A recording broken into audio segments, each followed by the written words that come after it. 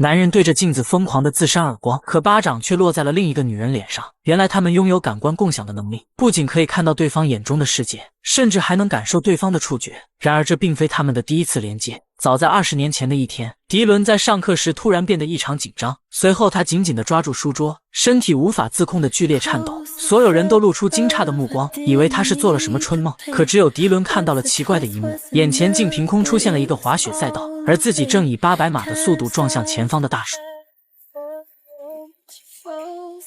尽管只是眼中看到的幻想，但迪伦还是陷入了撞击后的昏迷。转眼20年过去了，迪伦本已经忘了这件事，可就在这天，眼前突然隐约出现了一条女士内衣。他本以为是自己眼花了，但经过再次确认后，他确定自己再一次看到了幻想。突然，耳边传来一声女人的尖叫，在女人的提醒下，这才避免了一场严重的车祸。为了弄清缘由，他干脆将车停在了路边。虽然这么多年来，他时常感觉身边有另一个人的存在，但从未像此刻这般真切。出乎意料的是，他竟真的和一个叫贝基的女人建立了联系。而更神奇的是，他们之间竟然相隔了整整1000多公里，却能清晰地听到对方的声音，共享对方的视线，甚至连情绪也能相互影响。对此，他们都感到十分惊奇。为了不影响工作，他们约定晚上10点钟再详谈。不同于小时候的优异表现，长大后的迪伦为了逞一时义气，竟然替兄弟顶罪，沦为一名假释犯，生活过得十分落魄。父母失望地和他断绝了来往，他只能一个人住在郊外的铁皮屋里，靠劣质的盒饭和廉价的啤酒度日。不仅如此，假释官还时常上门关心他的近况，警告他不要再犯事，否则就连洗车的工作也保不住。这样的生活让迪伦倍感无助，而贝基的生活则截然相反。自从毕业后，她就嫁给了一名医生，过着衣食无忧的生活。但谁也不知道，尽管她外表看起来光鲜亮丽，内心却苦不堪言。因为她每天都要参加各种令人厌烦的宴会，同时还要忍受客户色眯眯的眼神，而丈夫总是坐在一旁视而不见。因为她并非真心爱着贝基，而是只想利用她的美貌争取利益。看似和睦的夫妻，实则更多的是利用关系。到了晚上，眼看约定的时间临近，迪伦怀着焦急的心情等待着，而贝基这边却出现了状况。他们今天的晚餐比平时吃的要晚一些，而丈夫还在慢悠悠地吃着，甚至还表示一会还要和贝基深入交流一下。好不容易将丈夫打发后，贝基迫不及待地闪进书房。就在这时，一道白光在贝基脑海中闪过，他浑身打了一个寒战，再次和迪伦连上了线。那种心灵触电般的感觉让贝基感到一阵娇羞，而正是因为这次的主动连接，多年的困惑也终于有了答案。原来20年前，迪伦所看到的并非幻想，而是贝基的真实经历。当时正是他人生中第一次滑雪，没想到却遭遇了意外，只是初次连接却无人知晓。尽管两人生活迥异，并且相隔千里，但在共享感官的奇妙能力下，两人很快成了无话不谈的朋友。贝基向迪伦敞开了心扉，分享了他16岁那年被初恋抛弃的痛苦经历。为此，他整个暑假都活在悲痛之中，而这股悲伤也莫名地占据了迪伦的内心，成为他们共同记忆中最为沉痛的一个夏天。而贝基也知道迪伦并非坏人，在迪伦因一起为兄弟顶罪而入狱的那个夜晚，他甚至与杀人犯同处一室。贝基也同样感受到了他当时的恐惧和无助。直到这时，他们才明白过来，原来在人生的每一个重大转折点，他们都在默默地彼此守候，并且一起扛了过来。原来他们从来都不孤独，这种时刻有人陪伴的感觉让人沉醉。突然，迪伦提出想要见面，可这又谈何容易？他们不仅相隔千里，而且迪伦作为假释犯，行动也受到诸多限制。可迪伦灵光一闪，想出了一个绝妙的主意，他们可以站在镜子前，通过感官共享的能力，分别从镜子中看到对方。而这招果然奏效，当迪伦看到贝基那盛世容颜时，立刻被迷住了。而另一边的贝基也被迪伦那张饱经沧桑却依旧帅气的脸庞所深深吸引。第二天，贝基前去修车，不料修车师傅见她是女司机，便打算敲她一笔，于是开口就要2000的修理费。而迪伦一眼就看穿了修车师傅的把戏，他立刻指挥贝基下车检查。通过共享感官的能力，迪伦很快就发现了问题，原来只是一个插头脱落了，因此轻松省下了一笔钱。贝基感到前所未有的开心。就这样，他们每天都腻在一起，无论是逛超市时还是工作时，总有说不完的话。在贝基的鼓励下，迪伦也重新振作起来，开始积极改变自己的生活。他主动收拾起杂乱的屋子，原本破败不堪的院子也焕然一新。而贝基同样享受着这种时刻有人陪伴的感觉。虽然总是对着空气说话会被人误会，甚至有人当他是神经病，但内心的空虚被填满的感觉是他无法拒绝的。可就在迪伦的生活开始步入正轨时，兄弟却突然找上门来。迪伦本以为他们是来找自己叙旧，谁知他们竟要求迪伦再帮他们干一票大的。只需要利用他的开锁技能帮他们打开一扇大门，其他的事情都不用他参与。事成之后，他就可以分得一大笔钱。可迪伦却犹豫了。自从和贝基建立连接后，他只想远离黑暗，回归到光明的生活。可兄弟并不打算放过他，只丢下一句威胁的话语后便扬长而去。与此同时，贝基也遇到了麻烦，丈夫不仅发现了她的异常，而且还整日和其他医生密谋着什么。晚上喝酒时，女神优雅地向迪伦走来，她一直对眼前这个忧郁的男人有好感。虽然迪伦也对女神心生情愫，但自己是个钢铁直男，不知道如何与女孩交流。为了帮助迪伦攻陷芳心，贝基在背后为他支招。I like your shoes. They work. I've noticed them. I got them on sale.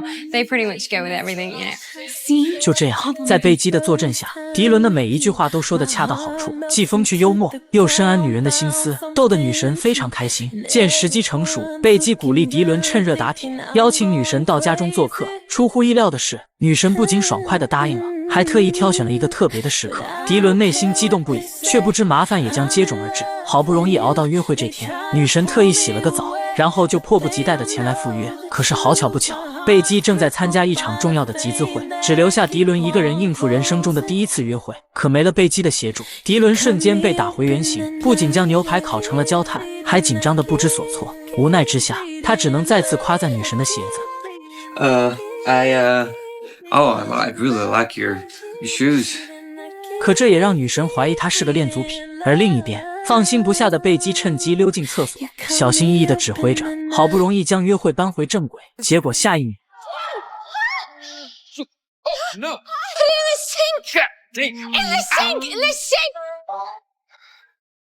等迪伦手忙脚乱地把火扑灭后，贝基才意识到自己刚才的失态。所有人都像盯着怪物一样盯着他看，丈夫的集资计划也因此彻底泡汤。贝基郁闷地溜进厕所，和迪伦大吵了一架。不知为何，他竟突然有些吃醋，怎么都不愿意断开连接。而迪伦也不希望和女神的私密时刻变成现场直播，只得不断地扇自己耳光，以此来逼迫贝基断开连接。而这诡异的一幕恰巧被赶来的女神撞见，以为他是个疯子，吓得夺路而逃。而另一边，丈夫不仅没有关心贝基的身体状况，反而对她大发雷霆，责备她把集资会搞砸了。贝基无言以对。或许两个同样失意的人都需要一份安慰，于是两人很快又和好如初了。毕竟这样的灵魂伴侣，一生中可能仅此一个，他们都不愿错过彼此。晚上，两个孤独的灵魂一边喝酒，一边倾诉心声，互相温暖着对方的心灵深处。贝基原本还很矜持，可迪伦的一句话瞬间就击穿了他的心理防线。I mean, the best thing, the only thing about me that I like is you. 为了让迪伦能够真实地感受到自己，贝基突然决定采取一个大胆的行动。他先是走到镜子前，接着缓缓解开衣口，而迪伦也瞬间明白了他的意图。于是，在所有感官互通能力的加持下，他们的关系得到了前所未有的升华。然而好景不长，由于频繁的隔空对话，他们都被周围的人视为异类，毕竟没有人会一直对着空气说话。迪伦也因此吓跑了很多顾客，最终被老板炒了鱿鱼。他心情郁闷地来到酒吧，打算借酒消愁。而就在此时，兄弟再次找了过来，将行动计划塞给他。可迪伦已下定决心要远离黑暗，为了摆脱他们的纠缠，迪伦和他们打了起来。曾经的兄弟就此反目。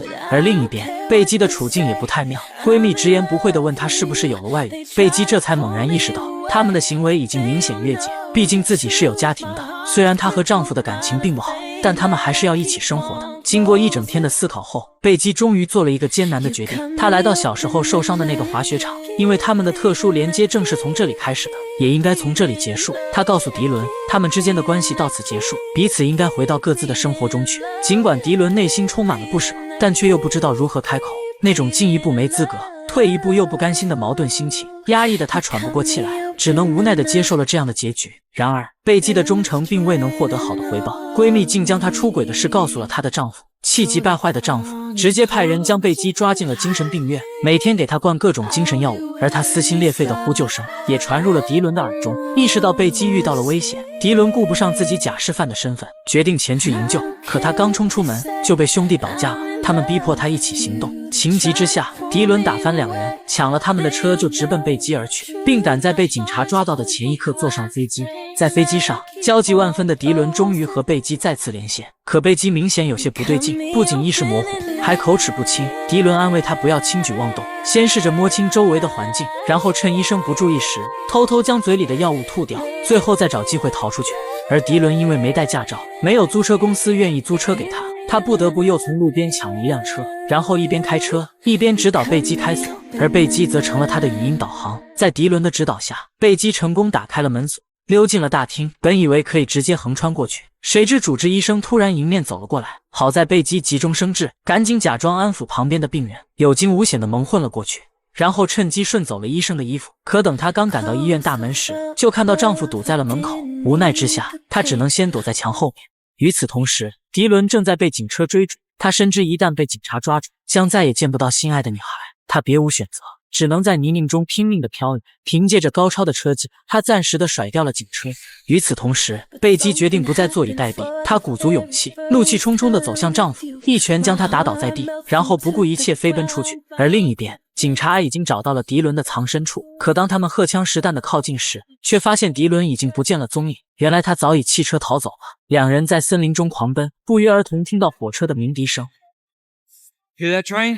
Yes. Run for it. 于是他们约定在铁轨边会合。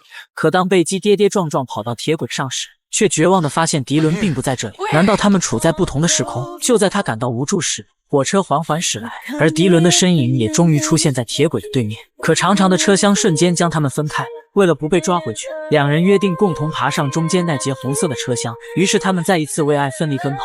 终于，在对爱情的美好憧憬中，迪伦及时抓住了即将坚持不住的贝基，他们跨越了时空，终于紧紧相拥。在世界上的某个角落，总有一个人与你心灵相通，能感知你的快乐和悲伤。他那里夕阳正好，你这里晚霞满天，一切都是刚刚好。